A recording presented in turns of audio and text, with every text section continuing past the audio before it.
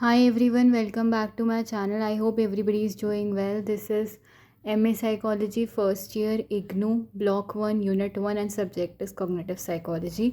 जिसके डोमेन्स मैं पढ़ा रही थी उसके आगे के डोमेन्स देख लेते हैं। तो 5th नंबर पे है कॉन्शियसनेस। कॉन्शियसनेस का मतलब होता है कि जो अभी करंट लेटेस्ट रिसेंट में अवेयरनेस है मेरी एक्सटर्नल इवेंट्स को या फिर एक्सटर्नल इंटरनल सर्कमस्टांसेस को लेकर, मतलब आसपास जो हो रहा है और अंदर जो हो रहा है, मतलब जो सोच विचार सब कुछ उसको लेकर अगर हम अवेयर हैं तो वहाँ पर कॉन्शियसनेस है। एंड ये आइडिया रिजेक्टेड हुआ था क्योंकि ये बहुत अनसाइंटिफिक लगा।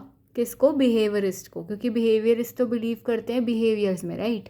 क्योंकि जो बिहेवियरिस्ट होते हैं, बिहेवियरिस्ट का मानना ये होता है कि जो बंदा एक्शन कर रहा है बिहेवियर, वो कैसे डिज़ायरेबल हो सकता है या उसमें कैसे हम चेंजेस लेके आ सकते हैं जो पर्सन के लिए, एनवायरनमेंट के लिए अच्छे हो सकते हैं। तो इन्होंने जो कॉग्निटिव साइकोलॉजिस्ट का ये व्यू था रिगार्डिंग कॉन्शियसनेस, इन्होंने उसको रिजेक्ट करा कि उनको ये बहुत ज़्यादा अनसाइंटिफिक लगा। और जो वर्ड कॉन्शियसनेस है और जो इसका कंसेप्ट है वो रिप्रेजेंट करता है काफ़ी चीज़ों को। Word consciousness and it's concept हाँ, जो वर्ड कॉन्शियसनेस है और जिसको कंसेप्ट है, ये जो कुछ भी रिप्रेजेंट करता है ये फेड अवे तो नहीं हो सकता है, राइट। और फॉर मोस्ट पीपल कॉन्शियसनेस और अनकॉन्शियस थॉट जो होते हैं वो बहुत ज़्यादा रियल होते हैं। अनकॉन्शियस थॉट कैसे? जैसे एग्जांपल दिया हुआ था उसमें कि like you are going on a first date, तो उस टाइम पे काफ़ी सारे अनकॉन्शियस थॉट आते हैं, ठीक है। वो थॉट्स और जो कॉन्शियसनेस होती है वो बहुत ज़्यादा रियल है काफ़ी लोगों के लिए। एग्जाम्पल ये है कि जैसे तुम अपनी घड़ी की तरफ देख रहे हो, you are glancing at your watch और उस टाइम पे यू आर स्टडिंग एंड तुम देखते हो टाइम कि 10:42 हो रहे हैं रात के, तो तुम कॉन्शियस हो जाओगे और अवेयर हो जाओगे एक्सटर्नल सिग्नल के प्रति, राइट। और तुम्हारे अंदर कॉन्शियस थॉट क्या आ सकता है कि क्या बोलते हैं, एक तो कॉन्शियस थॉट तुम्हारे अंदर ये आ सकता है कि जो कि इनिशियली सबसे पहले एक्टिवेट होगा टाइम को देखते ही, वो इनसाइड से आएगा। वो ये हो सकता है कि पढ़ते हुए बहुत देर हो गई है और मुझे सो जाना चाहिए, या फिर मुझे कुछ खा लेना चाहिए, या मुझे थोड़ा ब्रेक लेना चाहिए। दूसरा तुम्हारा सीटी कॉन्शियस थॉट क्या हो सकता है कि भाई ये बहुत ज़्यादा लेट हो रहा है, मुझे जल्दी से जल्दी अपना चैप्टर फिनिश करके सोना चाहिए। तो ऐसे करके अलग अलग तरीके के कॉन्शियस थॉट तुम्हारे अंदर आ सकते हैं पढ़ते हुए टाइम को देखते हुए। एंड कॉन्शियसनेस जो होती है उसने नई रिस्पेक्टेबिलिटी गेन की है और नया कंसेप्ट है ये, जो कि सीरियसली स्टडी किया गया है मॉडर्न कॉग्निटिव साइकोलॉजी में। आगे देखते हैं। यार मैंने एक पेज पे एक डोमेन बताया है कॉग्निटिव साइकोलॉजी का, तो यहाँ पर कॉन्शियसनेस डोमेन जो है ना वो ख़त्म होता है। वो एक बार पूरा देख लो, उसके बाद I will move to next domain, ठीक है। दूसरा डोमेन है मेमोरी। तो मेमोरी भी बहुत इंपॉर्टेंट रोल प्ले करता है and it is also one of the domain of cognitive psychology. Memory और परसेप्शन दोनों साथ में काम करते हैं। इन्फॉर्मेशन जो कि हमारे पास ऑलरेडी अवेलेबल होती है वो परसेप्शन से आती है। हमने कोई चीज़ देखी है, हमने कोई चीज़ सेंस करी है, उसके बाद हमने उसे परसीव करा है खुद, तो हमारे सेंसरी ऑर्गन के through we perceive that and उसके बाद वो हमारे माइंड में गया और तब जाके वो इन्फॉर्मेशन हमारे पास अवेलेबल हुई है। तो information available to us comes from our perception और हमारे शॉर्ट टर्म मेमोरी से आती है। कुछ जो हमने थोड़े टाइम के लिए अपने दिमाग में सेव करके रखा है, या कोई बहुत लेटेस्ट सी चीज़ हो गई, या फिर लॉन्ग टर्म मेमोरी जो बहुत सालों पुरानी या महीनों पुरानी मेमोरी हमारे दिमाग में सेव्ड है। उसके थ्रू हमारे पास कोई भी इन्फॉर्मेशन हमें याद रह जाती है या फिर अवेलेबल हो जाती है। जो लॉन्ग टर्म स्टोरेज होती है वो होती है नॉलेज ऑफ लैंग्वेज, क्योंकि लैंग्वेज ऐसी चीज़ है जिसमें हम काफ़ी कुछ नया आए दिन सीखते रहते हैं और पढ़ते रहते हैं, और ये चीज़ हमें याद भी रहती है लंबे समय तक, because we are revising and constantly using that in our daily life. तो हम वर्ड्स जो हैं वो सीखते हैं और निकालते हैं किससे? लॉन्ग टर्म मेमोरी से, मोर और लेस, और हम उसको करेक्टली फिर यूज़ करते हैं जैसे कि मैंने बताया। इसलिए जो लॉन्ग टर्म मेमोरी का स्टोरेज है वहाँ पर हमारी नॉलेज ऑफ लैंग्वेज भी है। अगर मैं बात करूँ इन फ्लीटिंग सेकंड, हम एबल होते हैं इतना कि हम रिकॉल कर सके ऐसी इन्फॉर्मेशन को या फिर किसी ऐसे इवेंट को जो हमारे बारे में है या हमसे रिलेटेड है, हम या किसी और के बारे में भी है और वो इंसान हमसे रिलेटेड है, तो वो चाहे ईयर्स पुराना, बहुत लाइक पुराने सालों की भी बात होगी ना, हम उसे रिमेंबर कर सकते हैं। अगर जैसे हम कोई हमें याद दिलवाएगा उसके बारे में कुछ चीज़ें, तो हमें वो चीज़ याद आ जाएगी। एंड ऐसी इन्फॉर्मेशन जो होती है ना वो इमीडिएट परसेप्चुअल एक्सपीरियंस से नहीं आती है, वो हमारे जो बहुत सारे वास्ट नंबर ऑफ फैक्ट्स होते हैं ना लॉन्ग टर्म मेमोरी में, वहाँ पे सेव्ड होते हैं काफ़ी टाइम तक, इसलिए वो चीज़ हमें याद रह जाती है। बस वो हमारे अवेयरनेस में नहीं होती, ज़रा सा अगर कोई हमें उसके बारे में क्लिक कर दे या याद दिलवाने की कोशिश करे तो हमें वो चीज़ तब याद आ जाती है, राइट। तो in a fleeting second we are able to recall information about an event of years before. सालों पुराने इवेंट के बारे में हम रिकॉल या रिमेंबर कर सकते हैं काफ़ी कम समय में।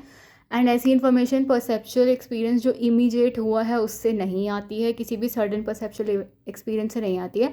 Rather it's stored along with vast number of other facts in long term memory. जैसे काफ़ी टाइम से मुझे याद है कि मैं यहाँ पर रहती हूँ और दिल्ली का ये पिन कोड है, वटेवर ये सब कुछ, या फिर ये कॉलेज था मेरा ग्रेजुएशन में, ऐसे ये सब कुछ याद है। तो वो इन्फॉर्मेशन जो होगी ना वो ऐसे ही लॉन्ग टर्म मेमोरी में काफ़ी फैक्ट्स के साथ काफ़ी टाइम तक स्टोर्ड है, इसलिए अगर मुझे वो अभी करंटली याद नहीं आ रही तो किसी के ज़रा से क्लिक करने पे या फिर याद दिलाने पे मुझे वो चीज़ याद आ जाएगी। आगे देखते हैं next domain of cognitive psychology. या नेक्स्ट जो है ये हमारा है रिप्रेजेंटेशन ऑफ नॉलेज, कि हम नॉलेज को कैसे रिप्रेजेंट करते हैं, और ये फंडामेंटल है ह्यूमन कॉग्निशन के अंदर। क्योंकि नॉलेज गेन तो कर ली, अब हम उसको रिप्रेजेंट कैसे करेंगे, वो मेन बेसिक चीज़ होती है, और वो बेसिकली तुम ये कह रहे हो नींव है किसी भी चीज़ की, फंडामेंटल है, वो फाउंडेशन है कि कैसे इन्फॉर्मेशन को मैंने सिम्बलाइज़ किया, कंबाइन करा उन चीज़ों के साथ जो कि मेरे ब्रेन में ऑलरेडी सेव्ड थी। And it actually plays a very important role कि कैसे मैंने नई इन्फॉर्मेशन को रिलेट करा है अपनी पुरानी इन्फॉर्मेशन से जो मेरे दिमाग में स्टोर्ड या सेव्ड थी, और कैसे मैं अपनी इन्फॉर्मेशन को सिंबलाइज कर पा रही हूँ या कैसे उसका इस्तेमाल कर पा रही हूँ, कैसे उसे अपने डेली लाइफ में एप्लीकेशन यूज़ और रिप्रेजेंट कर पा रही हूँ। अब ये दो एस्पेक्ट या दो तरीक़ों से होता है। सबसे पहला तो है conceptual representation of knowledge in mind, दूसरा है कि हमारा ब्रेन किस तरीके से स्टोर करता है, प्रोसेस करता है इन्फॉर्मेशन को। तो पहला देख लेते हैं। हाँ, तो पहला है, फर्स्ट वाला है conceptual representation of knowledge in mind in different individuals can be considerably different, मतलब अलग अलग इंसानों में अलग अलग तरीके से कॉन्सेप्चुअल रिप्रेजेंटेशन होगा नॉलेज का। यहाँ पर इंडिविजुअल डिफरेंसेस देखने को मिलेंगे। अगर इंसान अलग है, दो अलग अलग इंसान हैं, तो उन दोनों में अलग अलग तरीके से ही कॉन्सेप्चुअल रिप्रेजेंटेशन CR होगा नॉलेज का, ठीक है। In spite of inherent dissimilarities between representation of knowledge, चाहे इनहेरेंट डिसिमिलैरिटी हो नॉलेज को रिप्रेजेंट करने के तरीके में, लेकिन ह्यूमंस एक्सपीरियंस करते हैं और डिपिक्ट करते हैं एक्सपीरियंस को सिमिलर वे में, मतलब वो तरीके तो सेम ही रहेंगे ना कि कैसे वो इन्फॉर्मेशन को यूज़ कर रहे हैं इनफ। हाँ, तो वो तरीके सेम रहेंगे कि कैसे वो इन्फॉर्मेशन को यूज़ कर रहे हैं और डिपिक्ट कर रहे हैं to get along well in the world. और सॉरी अभी कैमरा ज़रा उल्टा हो गया था बट मेरी शक्ल नहीं दिखी, वट। और जो कंटेंट होगा इस इन्फॉर्मेशन का वो अलग अलग होगा, लेकिन जो हमारा न्यूरोलॉजिकल वेब है, यानी कैसे ब्रेन प्रोसेस कर रहा है, स्टोर कर रहा है उस इन्फॉर्मेशन को, वो दिमाग तो सेम तरीके से ही काम करेगा ना हर इंडिविजुअल में। वो अनट्रैप करेगा इन्फॉर्मेशन को, एक्सपीरियंस को, और उनको स्ट्रक्चर में रखेगा that are similar in all human brains. यही चीज़ मैंने भी बताई कि दो तरीके होते हैं, पहला तो conceptual representation of knowledge in mind, दूसरा तरीका जिस तरीके से ब्रेन स्टोर करता है, प्रोसेस करता है इन्फॉर्मेशन को।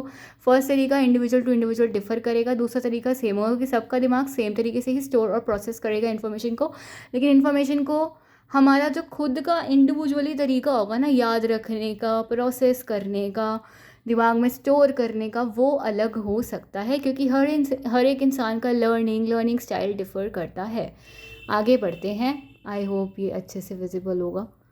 जितना मैं अपना हाथ यहाँ पे कॉपी को पकड़ के तोड़ के दिखा सकती हूँ ना हाथ को विजिबल करवाने के लिए, उतना मैं कर रही हूँ। आगे बढ़ते हैं। ओके, सो 8th नंबर पे है इमेजरी, ठीक है। कॉग्निटिव साइकोलॉजी स्पेशली इंटरेस्टेड है इसी टॉपिक में, क्योंकि यहाँ पर इंटरनल रिप्रेजेंटेशन होता है नॉलेज का, मतलब जो भी कोई इन्फॉर्मेशन मैंने बाहर से गेन करी है ना, अब मैं उसको अपने दिमाग में उसकी क्या इमेज, कैसा उसका मेंटल रिप्रेजेंटेशन करूँगी, यहाँ पे वो चीज़ होती है। यहाँ पर बनती है मेंटल इमेजेस इन्वायरमेंट की, ठीक है, सराउंडिंग्स की। और ये किस तरीके से फॉर्म होती है ब्रेन में या माइंड में, कॉग्निटिव मैप के फॉर्म में, ठीक है, जो कि बनते हैं स्कीमाज आगे जाके। ये अगर साइकोलॉजी पढ़ी होगी तो ये पता होगा, वरना मुझे बोलना, मैं अच्छे से ब्रीफ में एक्सप्लेन कर दूंगी कॉग्निटिव मैप्स क्या होते हैं, स्कीमास क्या होते हैं और कैसे बनते हैं और इनका क्या यूज़ या रोल होता है। तो ये टाइप ऑफ इंटरनल रिप्रेजेंटेशन होती है। और जक्सटेपोज बिल्डिंग्स, स्ट्रीट साइन, स्पॉटलाइट, मतलब ये बेसिकली ऐसी चीज़ होती है हमारे माइंड में, ऐसे कॉग्निटिव मैप्स बनते हैं, ऐसे इमेजेस, ऐसे रिप्रेजेंटेशन फ्लो चार्ट्स के फॉर्म में कह सकते हैं, या काफ़ी इजी वे में जिससे हम इमेजेस को समझ पाते हैं ऐसे बोल सकते हैं। जैसे बिल्डिंग की इमेज हो गई, स्ट्रीट हो गई, स्ट्रीट साइन हो गए, स्पॉटलाइट्स हो गए। और इसमें ये सीन होता है कि जैसे एक बार बिल्डिंग देख ली तो वापस से बिल्डिंग देखेंगे ना तो हमारे दिमाग में क्लिक कर देगा कि हाँ ये बिल्डिंग है, या फिर ये कैटेगरी जो है वो आर्किटेक्चर के अंडर आती है, यहाँ पे बिल्डिंग्स आएगा, इंफ्रास्ट्रक्चर आएगा। और बिल्डिंग्स ऐसी दिखती हैं, हमें ये चीज़ पता लग जाएगी क्योंकि हमने बिल्डिंग पहले देखी हुई है और हमारे माइंड में उसका कॉग्निटिव मैप और स्कीमा ऑलरेडी डेवलप हो चुका है। तो ये चीज़ ऐसे काम करती है। और कॉग्निटिव मैप से क्या होता है ना, हम एबल हो जाते हैं कि हम ड्रॉ आउट कर सकें सिग्निफिकेंट क्यूज़, यानी कि हमें हिंट और क्यूज़ मिल जाते हैं कि हाँ ये चीज़ मैंने पहले देखी है। और अगर एप्पल है तो एप्पल रेड कलर का होगा, ये शेप होगी और ये फ्रूट की कैटेगरी के अंडर आएगा, ऐसा होता है एप्पल। या फिर कैनरी है तो ये बर्ड की कैटेगरी में आएगी, जिसमें बर्ड्स के बहुत सारे टाइप्स होते हैं। पिजन हो गया, क्रो हो गया, तो कैनरी भी एक उसका टाइप है। ऐसे करके हमारे दिमाग में पूरा क्लासिफिकेशन बना होता है। और जब हम एक बार किसी चीज़ को देख लेते हैं तो वो वहाँ पर उसका इमेज क्रिएट हो जाता है। ठीक है। एक्सपेरिमेंटल स्टडी जो है मेंटल इमेजरी की, वो रिलेटिवली न्यू है साइकोलॉजी में, और कुछ सिग्निफिकेंट रिसर्च जो है रिसेंटली इसमें रिपोर्ट की गई है। आगे देखते हैं next domain of cognitive psychology. तो जो नेक्स्ट डोमेन है कॉग्निटिव साइकोलॉजी का वो है लैंग्वेज। लैंग्वेज एक ऐसी फॉर्म ऑफ नॉलेज है जो कि सारे ह्यूमन सोसाइटी शेयर करते हैं। क्या होती है वो? नॉलेज ऑफ लैंग्वेज, क्योंकि बिना लैंग्वेज के ह्यूमन बींग्स आपस में भी कम्युनिकेट नहीं कर सकते हैं और अपना कुछ भी आइडियाज़, फीलिंग एक्सप्रेस या शेयर नहीं कर सकते हैं किसी के भी साथ। तो language is a principal means जिसके थ्रू हम एक्वायर करते हैं और एक्सप्रेस करते हैं नॉलेज को जो कि हमने गेन की है। ठीक है। मेरे को लैंग्वेज पता है और बोलना आता है, तभी I am like able to make you understand this thing और टॉपिक, और I am like able to make this video, और you are like able to understand that thing, क्योंकि तुम्हें भी मेरी बोली हुई भाषा समझ आ रही है। तो भाषा plays a very very very important role. ठीक है। तो it's like principal, means, source और तरीका जिसके थ्रू मैं एक्वायर कर रही हूँ, गेन कर रही हूँ और एक्सप्रेस कर रही हूँ नॉलेज को, या फिर कोई भी ह्यूमन बींग जिसके थ्रू एक्वायर, एक्सप्रेस और गेन कर रहा है नॉलेज को। स्टडी की कैसे लैंग्वेज यूज़ होती है वो सेंट्रल कंसर्न है कॉग्निटिव साइकोलॉजिस्ट का या फिर कॉग्निटिव साइकोलॉजी का। और जो ह्यूमन लैंग्वेज डेवलपमेंट है वो रिप्रेजेंट करता है एक अलग तरीके का, हटके तरीके का एब्स्ट्रैक्शन जो कि बेसिक है टू कॉग्निशन।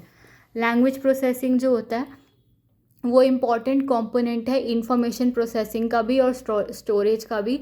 लैंग्वेज जो होती है वो इन्फ्लुएंस करती है परसेप्शन को, जो कि एक खुद फंडामेंटल एस्पेक्ट है कॉग्निशन का, जिसके बारे में मैंने लास्ट वीडियो में बात की थी। आगे देखते हैं नेक्स्ट डोमेन। आई होप ये वाला डोमेन समझ में आ गया होगा। कुछ भी समझ में नहीं आए तो मुझसे बेझिझक पूछने का कष्ट उठाया जाए, मैं वापस से समझाने की पूरी कोशिश करूँगी।